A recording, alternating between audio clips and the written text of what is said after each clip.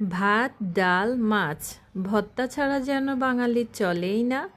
বাঙালি যতই fast food বা Chinese খাবার খাক, বাঙালিদের সবার আগেই প্রিয় খাবার হচ্ছে ভাত, ডাল, মাছ, তারপর ভর্তা, মাছ, মাংস এগুলো। তারা এত বেশি পছন্দ করে। আমি নিজেও বাঙালি, আমার নিজেরও ভাত, মাছ, ডাল, ভর্তা ভালো লাগে। তো বন্ধুরা, আজকে আপনাদের জন্য খুবই ঝটপট মজাদার একটা ভাত ডালের খিচুড়ি নিয়ে এলাম, যেটা আপনি একদম অল্প সময়ের মধ্যে যখন তখন আপনারা বানিয়ে খেতে পারবেন। বিলিভ মি, এই ভর্তাটা বানালে কিন্তু অন্য কিছুর প্রয়োজন হয় না। তো দেখুন আমি কিভাবে বানাচ্ছি। আমি এখানে 1 বাটি চাল দিয়ে দিলাম। নর্মাল আমি যে চিকন চালগুলো রান্না করি, 1 বাটি চাল দিয়ে দেন আমি ওই বাটির হাফ বাটি মসুর ডাল দিয়ে দিলাম। চাল আর ডালগুলোকে ভালোভাবে ধুয়ে নিলাম।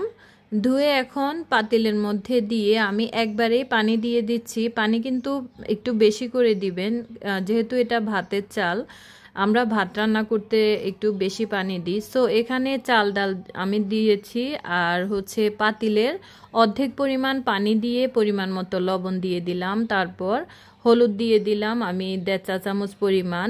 এখানে কিন্তু মরিচের গুঁড়ো দিব না, লাল কাঁচামরিচ যেগুলো আছে, আপনারা চাইলে কাঁচামরিচ দিবেন। এই কাঁচামরিচগুলো লাল হয়ে যায় না, ওই মরিচ আমি 4-5টা দিয়েছি। তারপর এখানে দিয়ে দিলাম 2টো পেঁয়াজ, আর রসুন দিয়েছি আমি হাফ চা চামচ পরিমাণ। টমেটো দিয়েছি আমি বড় 3টা টমেটো। টমেটো অবশ্যই দেওয়ার ট্রাই করবেন, টমেটোর কারণে খিচুড়িটা খেতে খুব ভালো লাগে।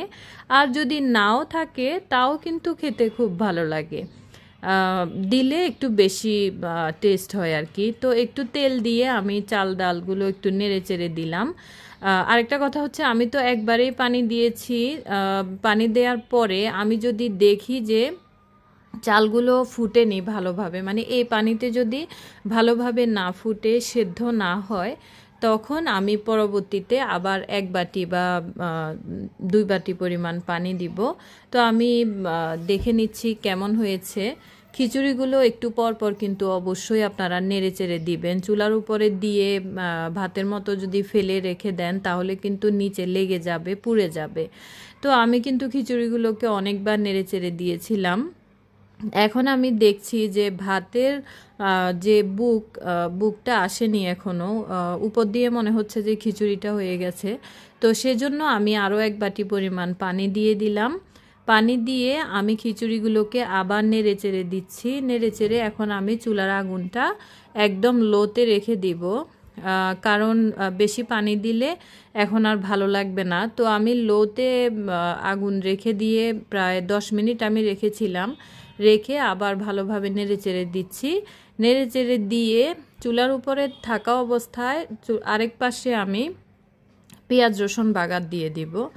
একটা টিপস দিচ্ছি আপনাদেরকে, পেঁয়াজ রসুন যখন আপনারা বাগার দিবেন, রসুনটা আগে বাগার দিবেন। ডালের মধ্যে দেন বা খিচুড়িতে দেন, যে কোনো কিছুতে যদি বাগার দেন, তাহলে আপনারা রসুনটা আগে 2-1 মিনিট আগে ভেজে নেবেন। দেখুন আমি রসুনটাকে 1 মিনিট ভেজে দেন আমি এখানে বড় 2টো পেঁয়াজ দিয়ে দিলাম। আগেও কিন্তু খিচুড়িতে একটু রসুন একটু পেঁয়াজ দিয়েছি, তারপর আমি এখন আবার পেঁয়াজ আর রসুনগুলোকে বাগার দিয়ে দিচ্ছি। আর বাগার দিতে তেল একটু বেশি দিবেন, খিচুড়িতে একটু তেল হলে ভালো লাগে। তো আমি পেঁয়াজ রসুনগুলো বাগার করে নিলাম। দেখুন আমার পেঁয়াজ রসুনের বেরেস্তাটার কালারটা কিন্তু ব্রাউন কালার আছে, মানে কালো হয়ে যায়নি। অনেকে পেঁয়াজ বেরেস্তা দিলে একদম পেঁয়াজের কালারটা একদম কালো করে ফেলেন। কালো করবেন না, কালো করলে হয় কি পেঁয়াজ বেরেস্তার যে ঘ্রাণ টেস্ট ওগুলো চলে যায়, মানে ভালো লাগে না খেতে, একটু তেতো তেতো ভাব লাগে।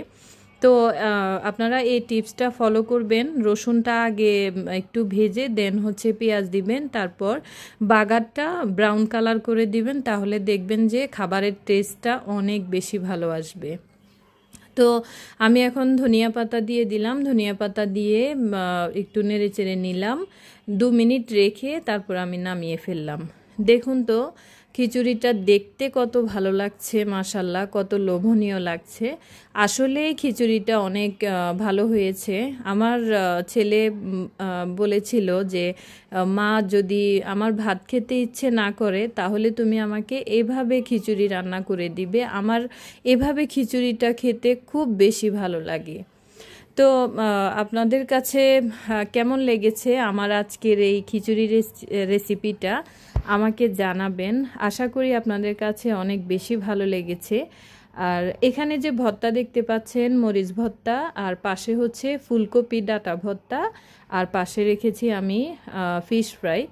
এই দুটো ভর্তা আমার রেসিপি দেওয়া আছে, চাইলেই আপনারা দেখে নিতে পারেন।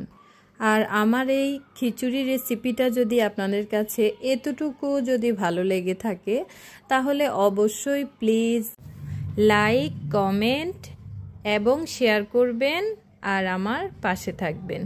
আল্লাহ হাফেজ, আসসালামু আলাইকুম।